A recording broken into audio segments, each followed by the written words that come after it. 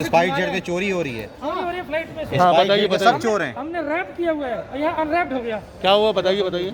यार हम लोग दुबई से चढ़े, हमें पता किसी ने बताया कि आप स्पाइस जेट चोर है, सीधी सी बात। नहीं क्यों ना करें, ये चोरी हो रही है, कौन देगा? आप देंगे?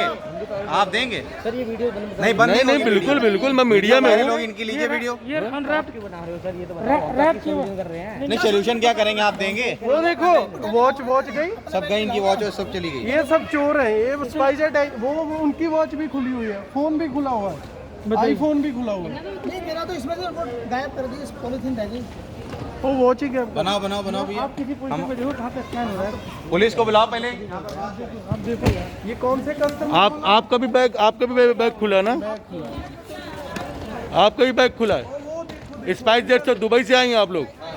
बैग का सामान गायब है? अच्छा सामान गायब है। ठीक। आपका भी बैग खोला गया है, सील खोली गई है?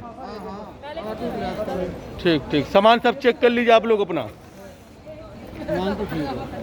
देखो यहाँ पर जो है कैसे जो है नई दिल्ली एयरपोर्ट पे सामान की चेकिंग करते हुए सारे सामान लूज निकाल लिए गए एयरपोर्ट से।